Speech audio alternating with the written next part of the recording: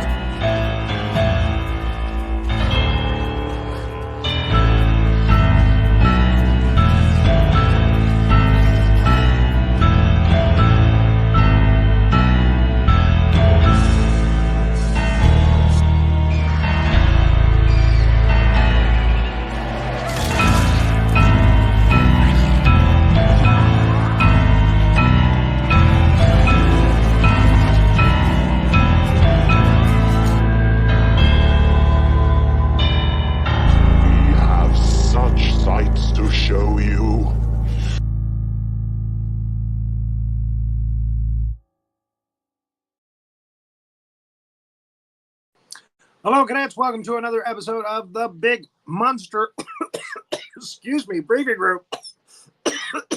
Where did that come from?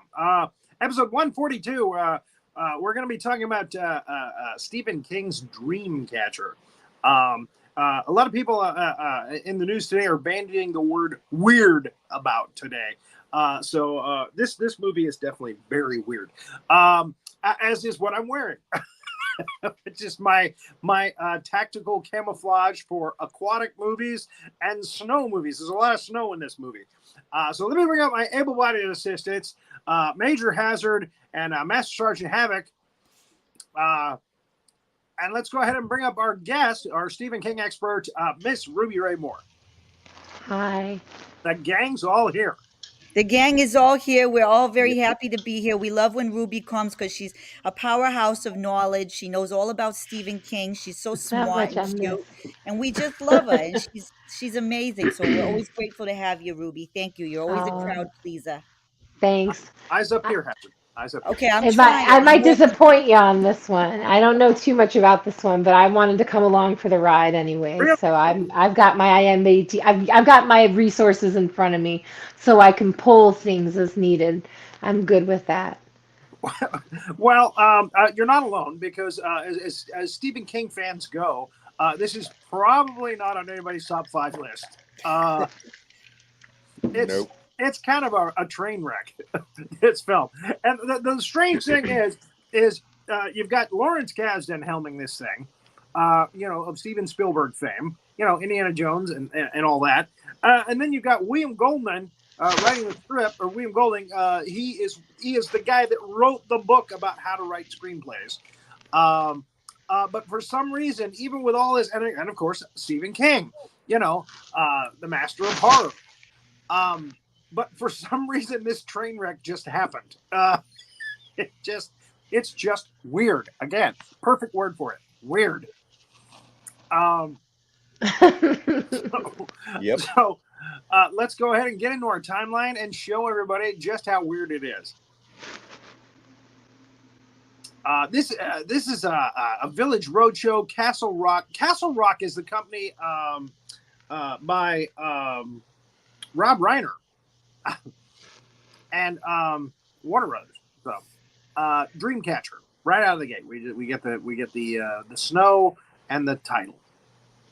Now, a Dreamcatcher is a kind of a woven thing that you hang up, and it's supposed to keep your dreams nice, basically keep the evil spirits out of your dreams. Yes. So we start with a character named Henry, played by Thomas Jane, and he's a psychiatrist, and he sees things. And he's freaking out his patient because he's telling his patient exactly why it is that he's eating himself to death. He blames himself for his mother's death. And the patient gets all upset and walks out. So most psychologists would, take some notes at their desk. But he pulls out a gun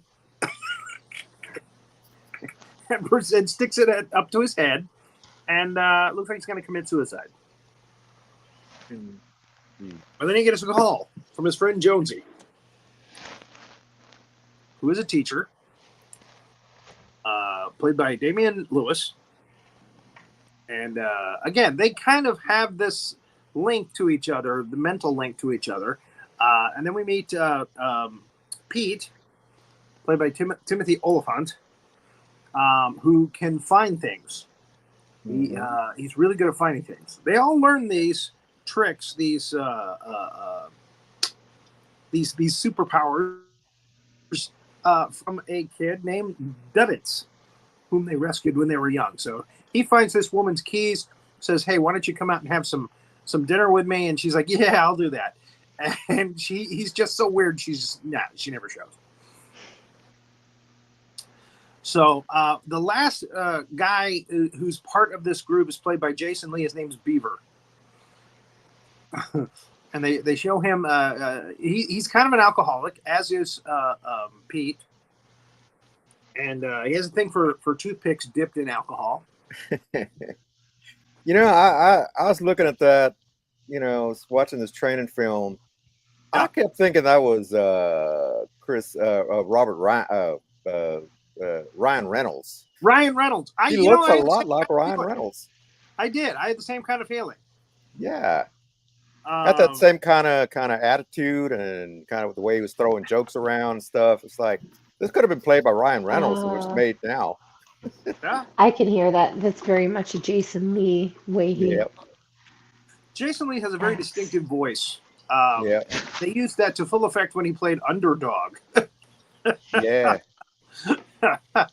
So he calls up Jonesy, and they're talking about getting together at their cabin that they hang out at, on the weekends sometimes.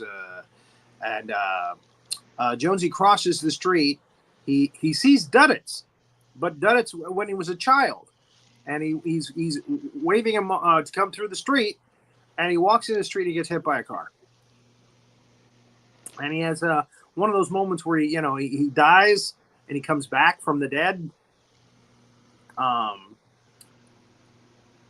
And again, I'm not sure.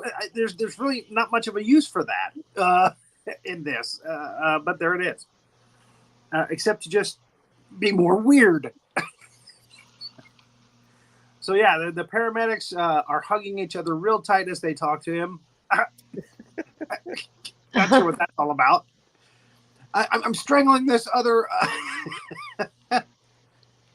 And then Duddit shows up as a kid again. He's in the thing. So 6 months later, they finally get out to the cabin, all of them. The group is together again. Yeah, and they are. And now it's too dark and I can't see what's going on. It's just the four guys standing around. Yeah. Yeah. Oh, and then he tells them that he saw Duddits and as a kid, naked, waving him out into the street. And again, they could have had Duddits in his regular clothes. Why have him naked? What the hell is that all about? Well, because that's how they saw him the first time they met him. You see that in the flashback. Oh, so they're all kind of having flashbacks of him, like seeing him in different ways. Yeah. Mm. So, yeah. They all toast to the Dreamcatcher. Oh, what the hell is this? Oh, they're burning something. Oh, they're burning a bunch of old stuff. Oh, okay. No. This is Jonesy telling him about his. In his mind, he has created this library. Oh yeah, his library. Yeah. Yeah, this is the weirdest darn secret thing. Yeah. And he has to sometimes take files from his mind down to a wood burner. That's right. Yeah. Because they asked about if you remember the lyrics from Blue Bayou. Yeah. Get rid of Blue Bayou, the lyrics to Blue Bayou, did you? No, of course not. Man, I want that power. Sometimes, yeah, I have to clean up my brain by burning some files. That's like his power is he can bury things deep away in his mind. There they are toasting to the Dreamcatcher. Yeah. Duddits made that for them. All right. Yeah. That's the thing about this movie. Talk about weird. The Dreamcatcher it doesn't really even figure into the plot that much. I was going to mention that Yeah. earlier when we were talking. I mean, they make a big deal about it, but it doesn't actually do anything. Doesn't stop Right. the thing, you know. I mean, it's just There's there.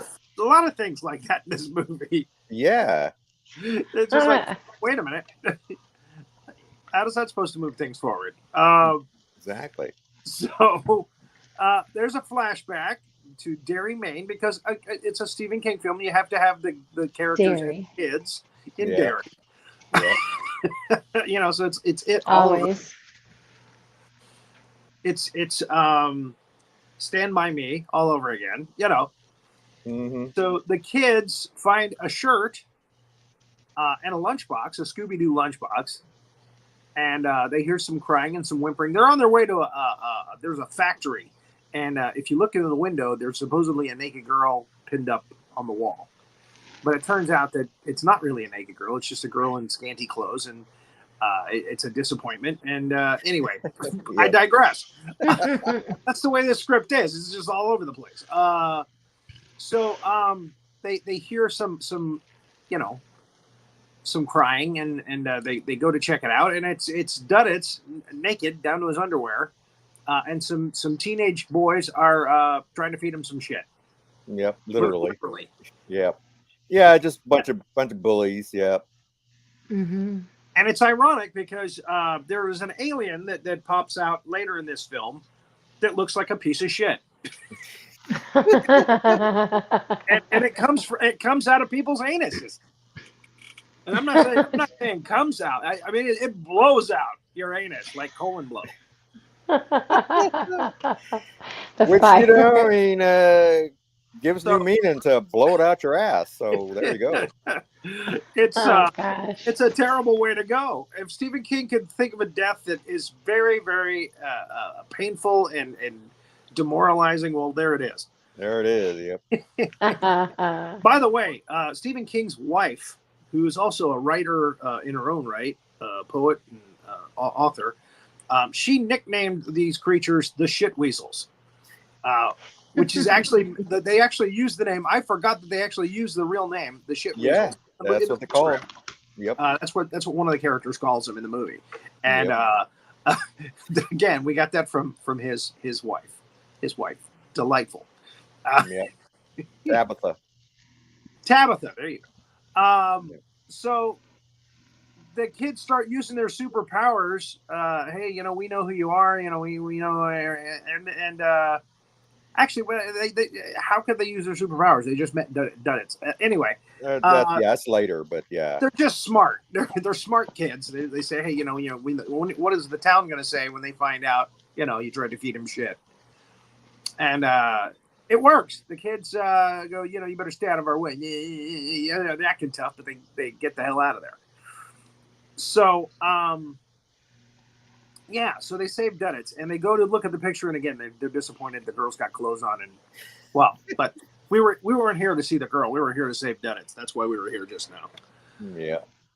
So at the local in this cabin area that they're at, the local store, it looks like a storm is brewing. A snowstorm. What they don't know is that an alien ship has crash landed close to this area. And Jonesy, when he's trying to hunt, he sees this guy, Rick McCarthy. And Rick McCarthy stumbles across his path, his line of sight. You know, he's going to try to shoot deer, and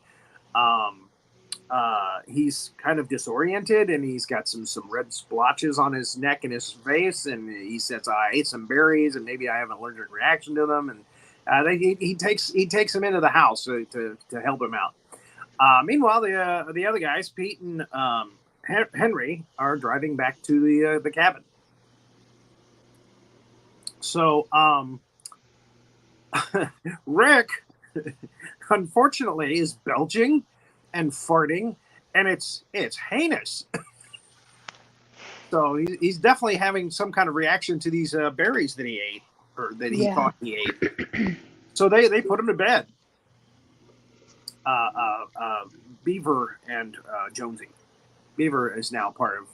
He was at the cabin when they came in. So the red splotches on his face are growing, which is not good. And they're wondering if he might be contagious. And on their way back, driving through the snow, they have to go through. There's a like a place where snow collects, and they have to barrel through it, which they do with the Jeep or the truck there. And they almost hit a woman that's just sitting there in the middle of the road. I mean, they come very close to hitting her, and they end up rolling the vehicle over and over and over and over. And she's just chilling. And okay, I get that. Now you don't have a vehicle. How are you going to get out of there? Okay, I get that. It's an obstacle. And here comes the one part of this film that is truly chilling for me. Mm-hmm. And that is all of the animals, bears, woodchucks, rabbits, deer, they're all making their way, they're trying to make their way out of the woods there. Wolves, Yeah. and they're not attacking each other. They're just all heading in the same direction, trying to get the hell out of there. And Exactly. that's really, really weird and disconcerting. There it is. So, Yeah. that in itself is amazing that they were able to stage that. This is before CGI was popular, by the way. This movie. So I don't think that was CGI. Yeah. I think that was actual live animals wrangled to work in the same shot. So a helicopter comes overhead, and the guys are like, "Hey, get us out of here! It's snowing, and the animals are coming out of here. It's bad." And they're like, "Oh yeah, we'll get you out of there soon. Don't worry. You just stay where you are." Yeah. Military helicopter, and they're trying to keep them there, obviously. So we meet Morgan Freeman's character, Colonel Abram Curtis. I'm sorry, yeah, Colonel. He's a colonel. I thought he was a general. I'm sorry, he's a colonel. He's the head of whatever operations keeping them in place, and Jason Lee's character Beaver flips him off. Mm-hmm. And he doesn't look happy about it. So the guys go up to the woman, and she's still alive. They thought she was frozen, but she's still alive. And I guess it's Rick's wife. She said, "I got to find Rick."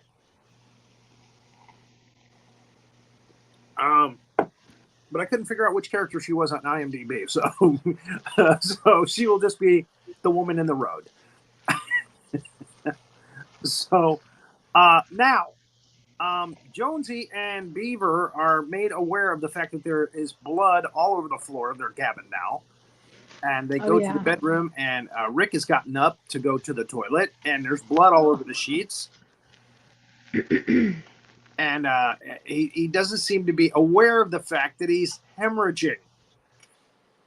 Because he's in the toilet. He's like, "Leave me alone, guys. Come on, give me some privacy." They're trying to get in there. And they break into the bathroom. And just as they break into the bathroom, that's a censored bunghole, by the way. Because it's truly, I mean, they show like his bunghole is stretched out like Strepto bungholus. It's pretty nice. Ew. Yeah. No. Something That's big their has reaction. made an exit from him, and he has fallen into the tub. And again, they're like, he made a huge spelunk. He's got to be alive. You know, something in the toilet is trying to get out.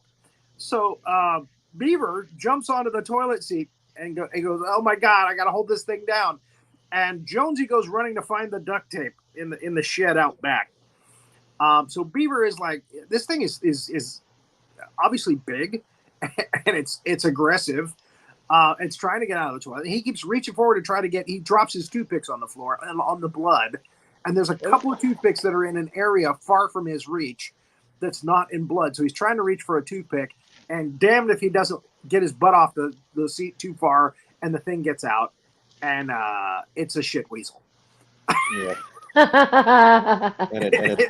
It's an alien piece of shit with teeth. Hi-de-ho. It looks kind of like a snake, but like with his whole head opens. Yeah. Yeah. Bites his hand, bites his fingers it's off. like an eel, actually. It's like an eel. Yeah. The bottom part of his head opens up to show a gnarly mouth full of teeth. And I could see kids making this out of Play-Doh, rolling this thing out, putting the teeth in, splitting the mouth open, which the mouth is like not side by side, but the vertical. So, yeah, there you go. Yeah, Ruby's got it. Bites the hell, it bites his fingers off. It bites him on the neck. The thing is vicious. And, shit weasel. Yeah, Jonesy comes in just in time to watch it kill, Beaver. Beaver's like, get the hell out of here and save yourself. Don't be a hero. Well, too late. Thing takes him out. So now Jonesy tries to hold the door shut. And this is something I don't understand. Is how can this thing turn the knob if it's a shit weasel? But somehow it's wrapped itself around the knob of the door. The thing's only like 3 feet long. Yeah. It's wrapped itself around and it's turning and pulling it. It's got some kind of traction where it's able to pull the door. Makes no sense whatsoever. So he's trying to hold the door shut. The shit weasel's trying to open the door and get out. And then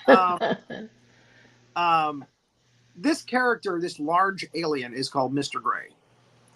And it's behind him. He turns around, and there's Mr. Gray staring him in the face. This giant, 8-foot-tall alien, Gray.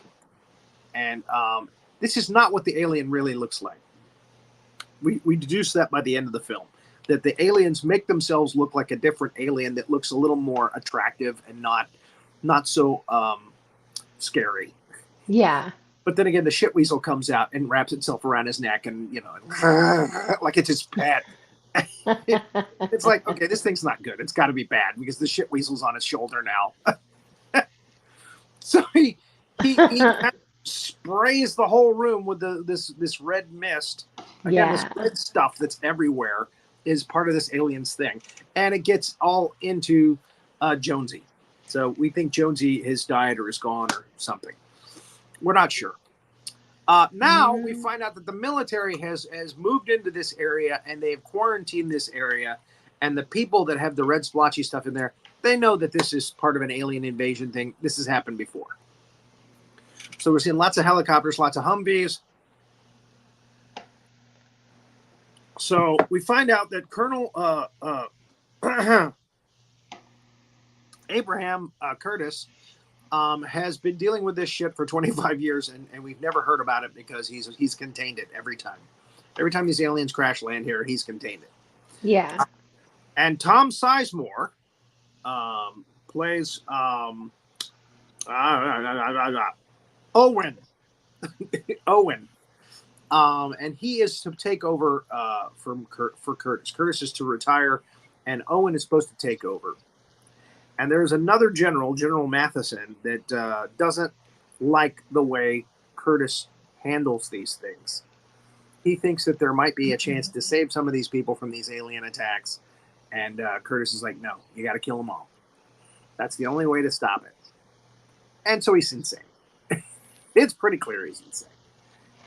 That's Morgan Freeman, and he's pretty much straight out of his mind.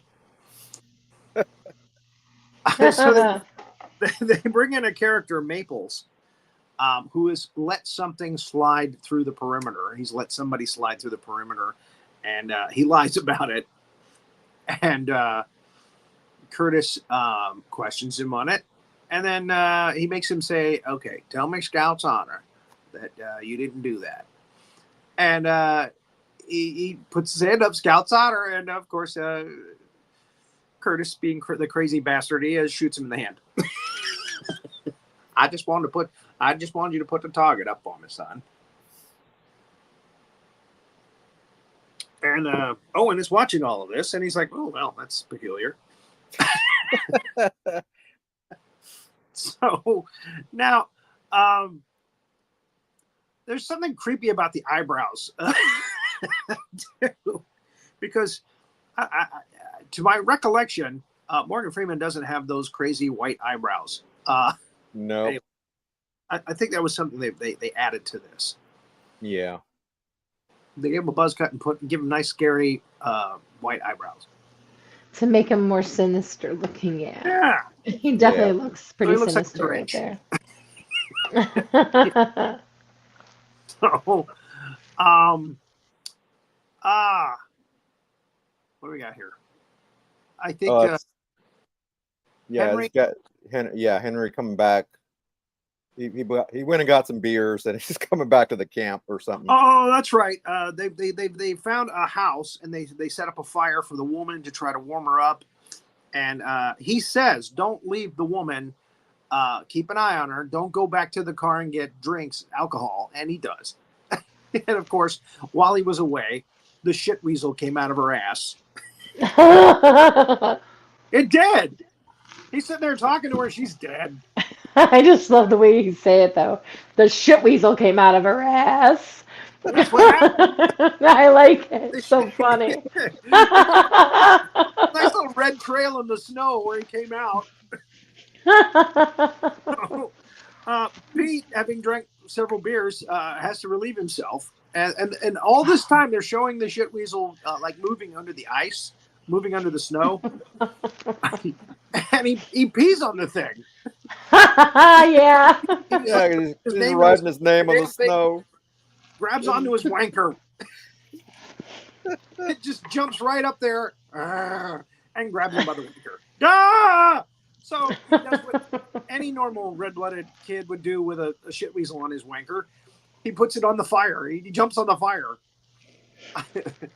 And to be honest with you, I screenshot this a couple of days ago. I can't remember if he kills the shit weasel. I think it gets away, doesn't it? I feel like it does. Yeah, it does. So, I mean, that's like a loose end, a huge loose end at the end of this film. Is that, wait a minute, what happened to the shit weasel? That other one. Right. Because these things lay eggs. Yeah, I think it does get away. Yeah. I don't think he kills it. To my recollection, he doesn't kill it. It just disappears, just goes away, because he's hurting it. Yes. And Jonesy, I think, comes up next. Yeah, he shows up. Yeah. Did we miss the shot of Jonesy getting out on the ski sled? Yeah, they're rolling it back. She's rolling it back now. Okay, thank you, Hazzard. Oh no, that's not it. That's when he's peeing on it. Yep. A couple more. There he is. There he is. Okay, here Jonesy comes out of. This is the craziest part of the film, and it makes no sense at all. But he comes out on the ski sled, on the snow sled, and when he talks as Mr. Gray, he's talking with his own voice. But when he talks as Mr. Gray, there's a British accent.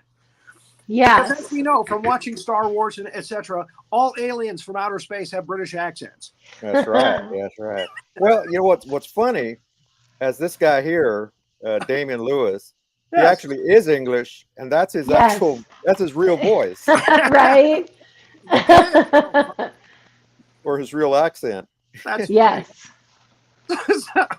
So yeah, anytime he's talking as Mr. Gray, the evil Mr. Gray. British accent, it's a very British accent, but it's so British. It's like Danny he exaggerated it. Yeah. That shot was, they used that in the trailer where he's all of a sudden just turns and smiles. You know, just you realize, whoa, it's so creepy. He's creepy. Yeah, you just he's always smiling. Yes, there you go. So he's I think possession stuff is always creepy. Yeah. And he's a happy camper. Okay, so Shitweasel gets burned. Jonesy shows up. His eyes turn yellow, and he starts hurting Pete. So they know it's not Jonesy anymore. Yeah. Yeah. However, Jonesy is watching from inside his mind. He's in that little library in his mind. He's not completely out of his mind. Although if you see him here, you would think. But no, he's watching everything that's going on, evidently, and he's up aghast He is aghast that Mr. Gray has taken over his body and he's hurting his friends. Yes. So he actually asks Pete to show him where something is, and Pete does that little trick that he does where he spins his finger and the little thing points that way. Hey, where did you learn that? How can you do that? I can do that, but I don't know why you can do it. You're not from England. We British can do that. We British aliens. But so he's Jonesy is trying to hide all the facts about Duddits from him. That they met Duddits, and Duddits actually is an alien from another planet who has been preparing them his whole life for this. Yes. And that's the key to it all, is that Duddits is an alien. He's been setting them up for this so that they have the skills they need to protect Earth from these aliens. So Henry goes back to the cabin. There's red shit all over the place, everywhere, growing. It's like red moss. It's growing on the Dreamcatcher. It's growing on the lamps. And he goes into the bedroom, and the bloody bed has like a nest, right? Yeah, like a gaggle of little green eggs that this shit weasel has laid. Yeah, I think that's the shit weasel kind of protecting it. Yeah. Oh wow. Yep. So he kills the shit weasel. All it's missing is some ham. He shoots it in the. I do not like them. Sam So yeah, he kills the shit weasel. He shoots it, which is a good way to kill them. Once they're out of the anus, you can shoot them. Fire, not shoot not them real fire. good, but don't let them bite your dick. Yeah, because that'll be bad. Dick. He goes back behind the bed, and turns out the shit weasel has already laid a whole bunch of eggs back there, and they have hatched already. Oh no. Worse. So these little freaking mini shit weasels are crawling around on the floor towards his boot. He's trying to step on them as best as he can, but it's just nasty. The whole get out of that cabin. Just so he's trying to set. He decides I'm going to set the whole goddamn place on fire. So he goes and he gets what is that liquid that you use for barbecues? Kerosene or propane? Yeah, kerosene. Some kind of kerosene. There you go. Yeah. And he's spraying it all over the bed, and he tries to get the matches out, but he throws the matches. Unfortunately, they're all over the floor where the little shit weasels are crawling around. And he has one match in his hand, and he's able to start it. Now, if I were him, I'd try to get the box and strike it on the side of the box, but he decides to do it with his finger. God, luckily, in the script, it lights. Excuse me, I think I swallowed a shit weasel. Need more peach tea. That'll kill it. Yeah. So he lights that bad boy up, smiles, and tosses it right there in the kerosene and burns up the little baby shit weasel. And burns down the cabin. Their cabin that they spent all those great times at, it's gone. Yeah. And the Dreamcatcher. And the Dreamcatcher, which has got red shit all over it. Which Yeah. Make another one. Which had nothing to do with this plot. So anyway, you can give up a Dreamcatcher. You can make another one. So another flashback. There's a missing girl, and they ask Duddits, how help us to find this girl. And that's where it shows him teaching Beaver how to do the trick where you can find things. And they find her. She's down in one of those sewer drains. Yeah, she's wandered down there. Because where's Lassie when you need him? Right. So they get her out. They make a human chain and pull her out, and that's that little moment. Yeah. So, because again, in Stephen King films, you got to go back to childhood, show the children, I was then gonna get back say, to the adults. Yep. Mhm. Okay, so from my perspective, very interesting scene. They are going to check out the crashed alien ship.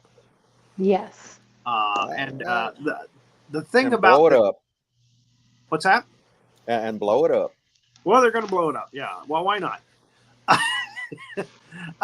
All the time they are trying to get to attack mode.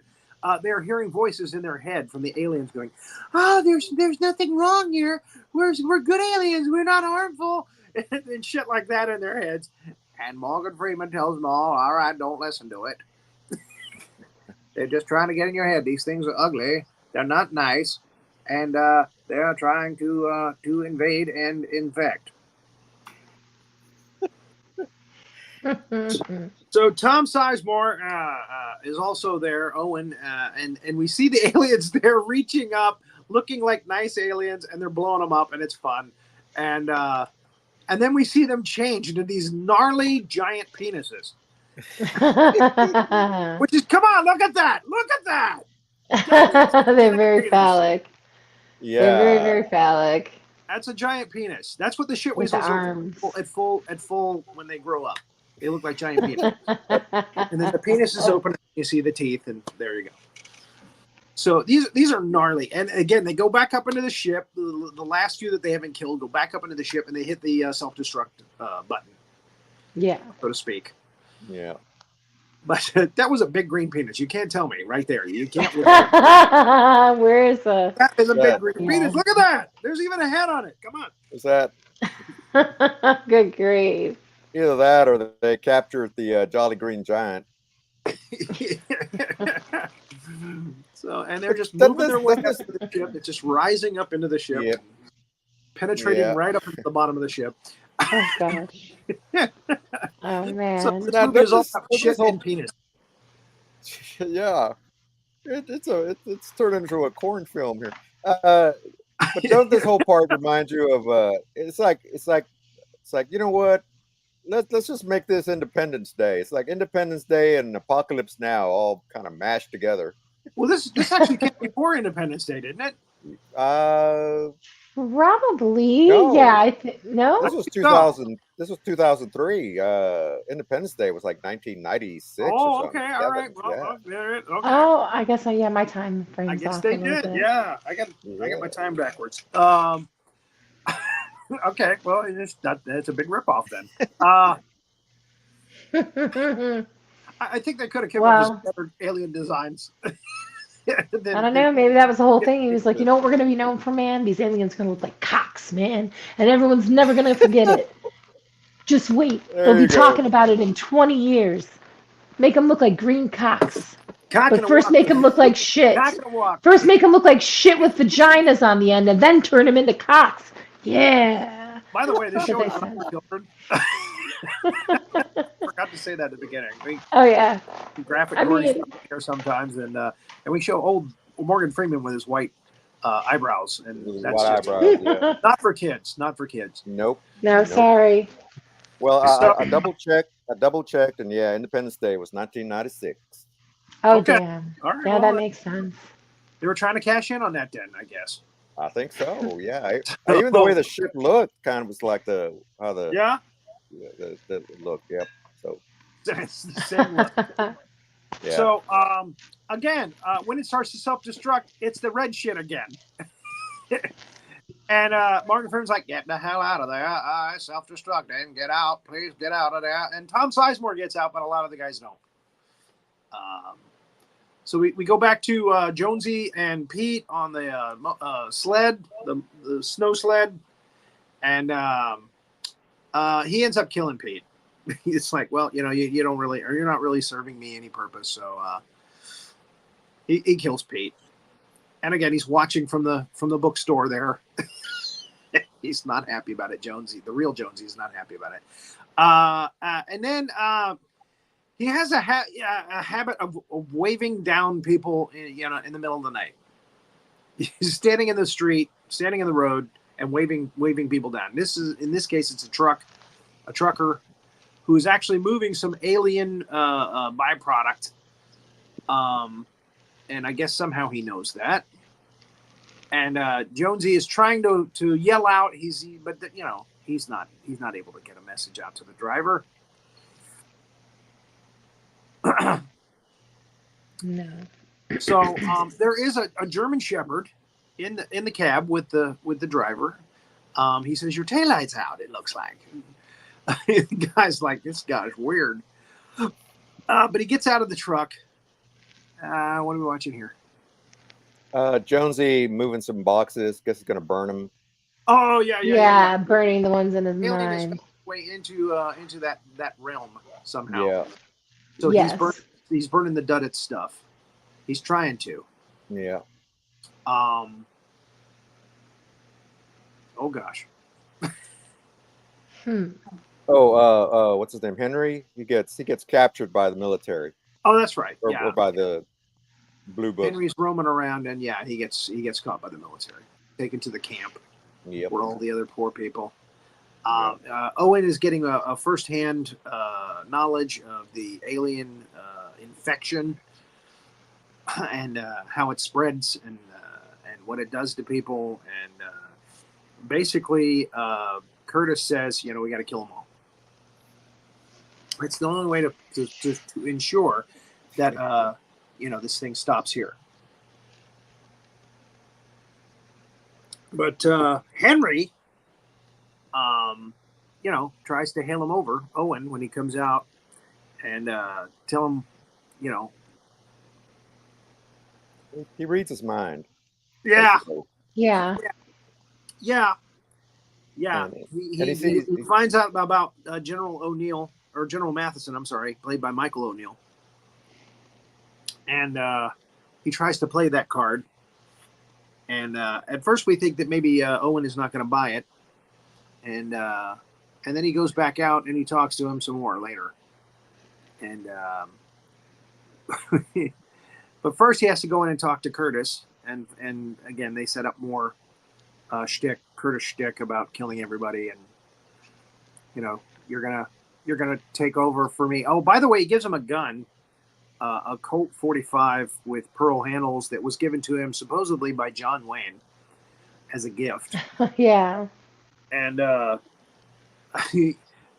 got something to say about that a little later when they show the gun later in the movie. But anyway, this is he goes back out to talk to the doctor, the psychologist, Henry. And Henry basically says, you got to get me out of here. Because my friend Jonesy is carrying one of these aliens, and he's going to try to get to the water reservoir by Boston, I guess, and poison that. So if you get me out of here, I can find somebody that will help us. I know he'll help us. His name's Duddits, and we'll go there and stop Jonesy. So the craziest part about this movie is that Owen helps him to escape. Mm-hmm.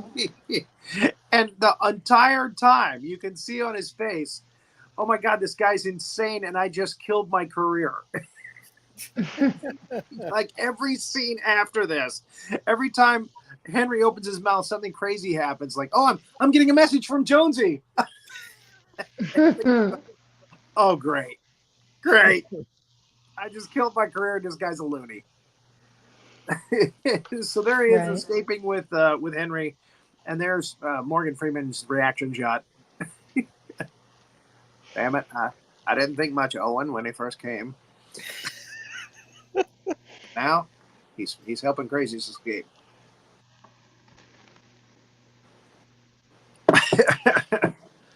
So, by the way, Jonesy has fed some of this alien shit to red shit to the German Shepherd. So he's got a shit weasel growing in him. The German Shepherd. Aw, they're killing a puppy. I know that was like, no, don't hurt the dog. Yeah. Well, and they show in the pictures on the wall in Curtis's office there, in his mobile office, that the animals have the red shit on their fur and stuff. So it's like they get infected too. Mm-hmm. And they try to get out. That's why they were moving in one direction. They were trying to get out of there to spread the infection. Anyway, they contain him and kill him. Henry and Owen get to Dudditz's house. Yeah. And Dudditz's mom, welcomes Henry. She hasn't seen him in a while. Dudditz is, grown up now. They've all grown up now. And he has leukemia. Dudditz does. Mm-hmm. And did one of the weirdest casting decisions in the history of filmmaking. Donnie Wahlberg plays grown-up Dudditz. Yeah. Oopie-doopie-doo. I love Donnie D. So now we find out that the John Wayne's gun has a tracking device in it. I'm sure that dude put it there for Curtis. In case you lose the gun, you'll be able to find it, Pilgrim.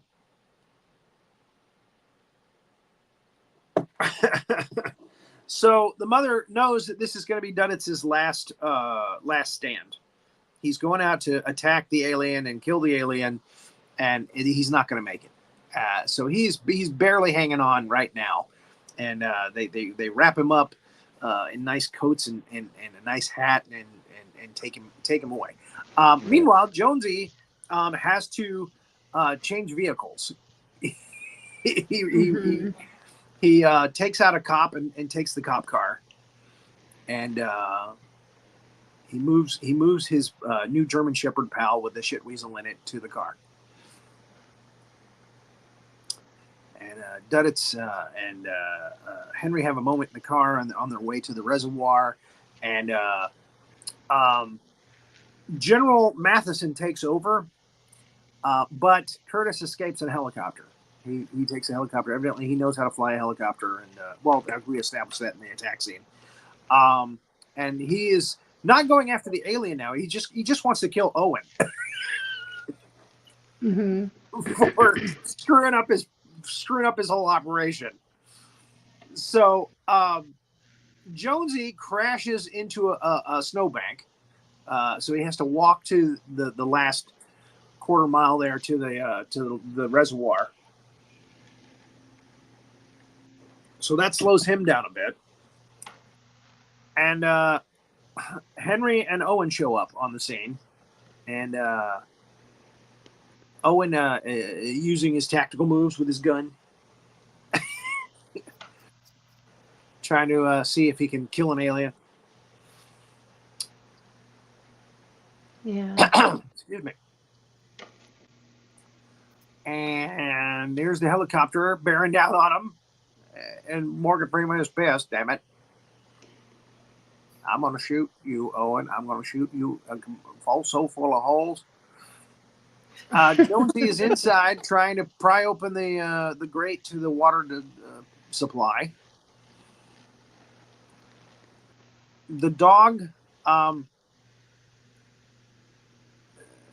he puts the dog on his shoulders and brings him in. Yeah. Like a fur coat.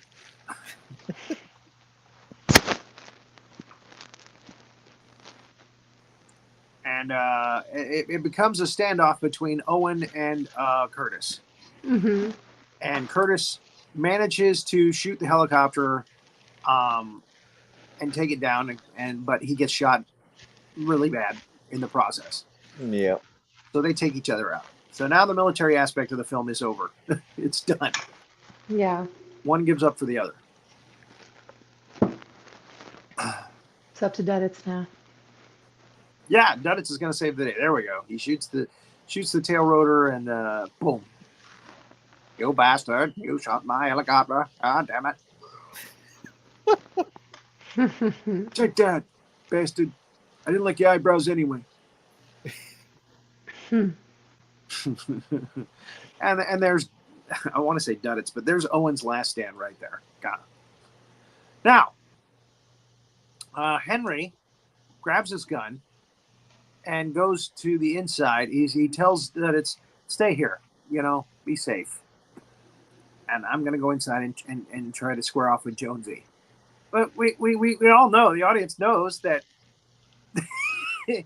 the guy that's going to save the day is Dudditz, Yeah.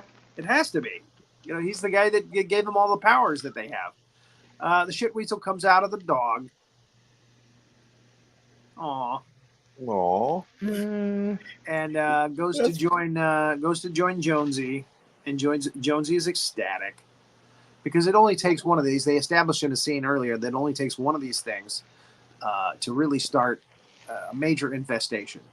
Yeah. So if he drops one of these shit weasels into the reservoir, that's it. I mean, all of Boston's going to be infected. So shit weasel slithers on over, and then Henry goes up, and Henry and Jonesy. Jonesy is trying to pretend he's the real Jonesy. Yeah. But the shit weasel attacks Henry anyway. Yes. Sick him. No, he doesn't sick him. So he's shooting at the shit weasel, and it's moving fast, and it's a dumb shit weasel because it just jumps on the barrel of the gun, like it's trying to swallow the barrel of the gun. So what do? Well, you pull the trigger. Yeah. He blows the thing to kingdom come. But this is a very defiant shit weasel. It manages to lay one egg on its deathbed as Jonesy is trying to distract Henry from watching the shit weasel do that. And the egg hatches fast too. The egg hatches real fast. See, there's the one green egg. Yeah. No ham. And it like splits open instantly. It's like, okay, we're gonna make this fast. We gotta make this fast. This little shit weasel's got to get into the water.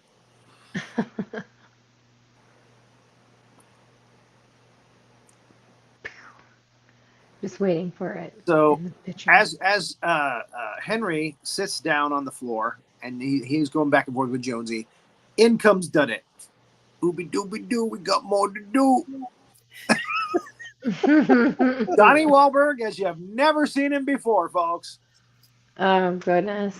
He's married to like a super hot wife too. That's what kills me. He was also, in Sixth Sense, he was the patient at the end, so maybe it was this film around the same time. Maybe he kind of already was typecast. Spoiler alert. Yeah, he's the one that kills Bruce Willis, right? Yeah. What's so funny is Mark Wahlberg, is this really handsome guy with a full head of hair, and then he's got the brother, Donnie Wahlberg, and doopy doopy doo.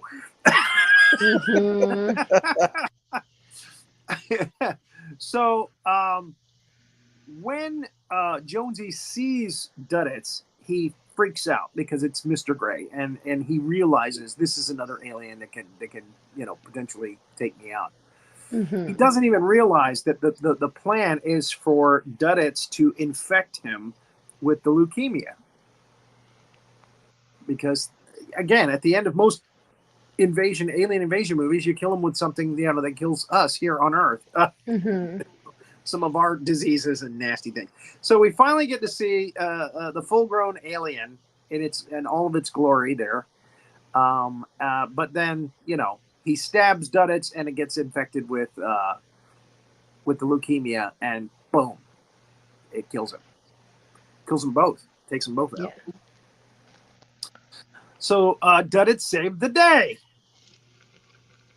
And just so we know that it's Jonesy at the end, that it's the real Jonesy, he steps on the one little alien that has made it an inch.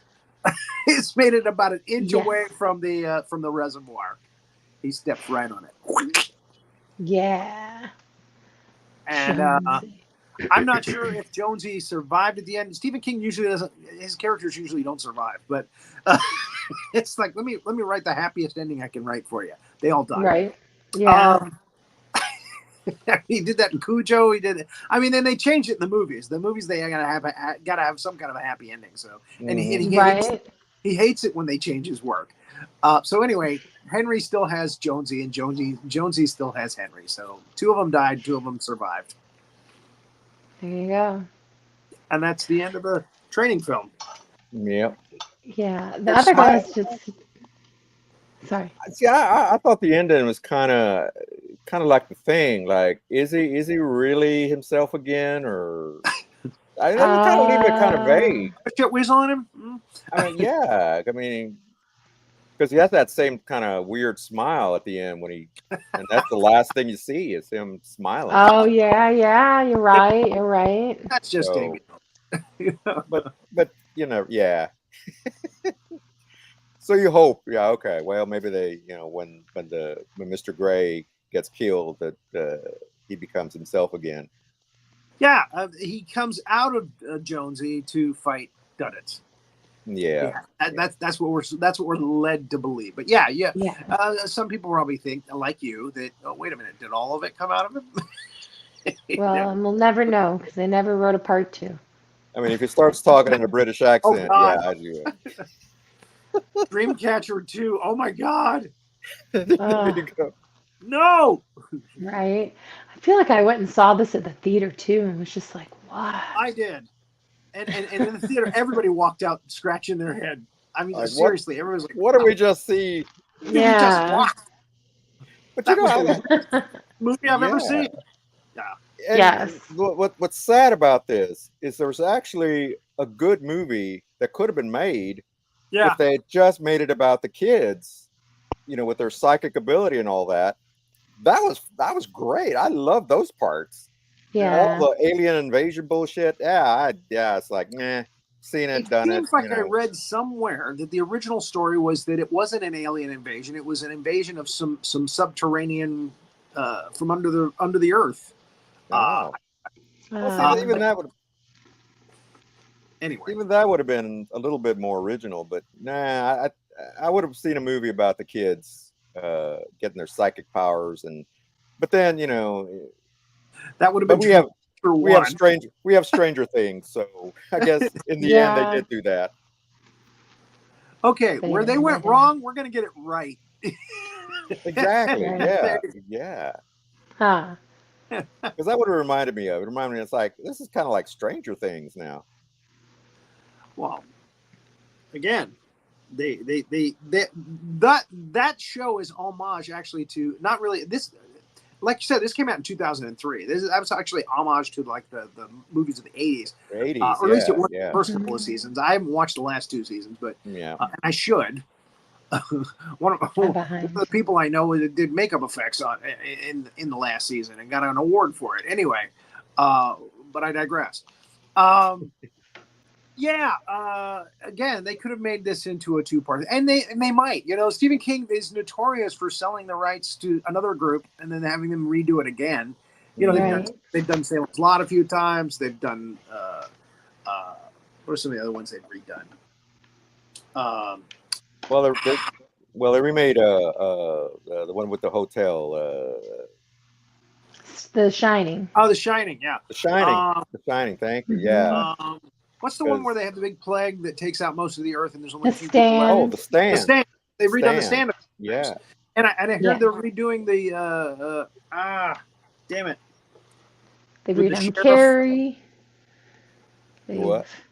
With the sheriff. It? Well, they redid it too as well. So the dark half. The dark half. Oh, the dark half. Okay. The dark half. Yeah. They redid The Mist as a TV show. It was started out as a movie, which also had Thomas Jane in it, I think.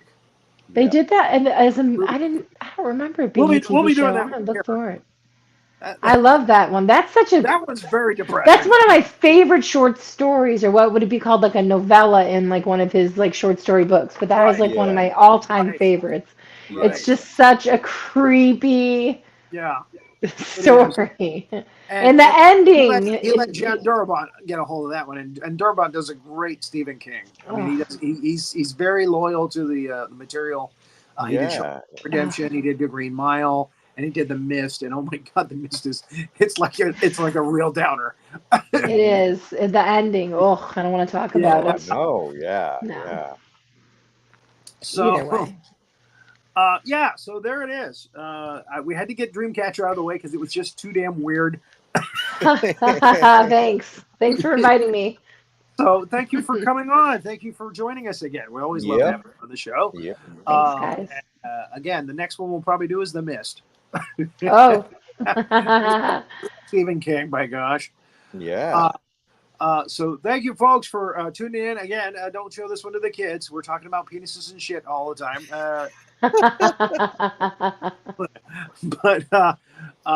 Oh, and I almost forgot. Those penis aliens, a face that only a mother could love. Thank you. I was waiting. I didn't want to be annoying, but thank you. That's our catchphrase. Do it every show. Otherwise, she gets very upset. I could have done that at Rick McCarthy before he shat himself to death. Oh no! Basically, Mother Club. I almost reached out to that guy. He's still around, Rick McCarthy, and I almost reached out to him. I'll definitely be sending a copy of this to him. So until next time, and Thursday we'll be doing Seventh Voyage of Sinbad, I believe, if I'm correct in my assumption. And you are. See you then. Until then, keep an eye out for those big monsters. Thanks, guys. Have a good one.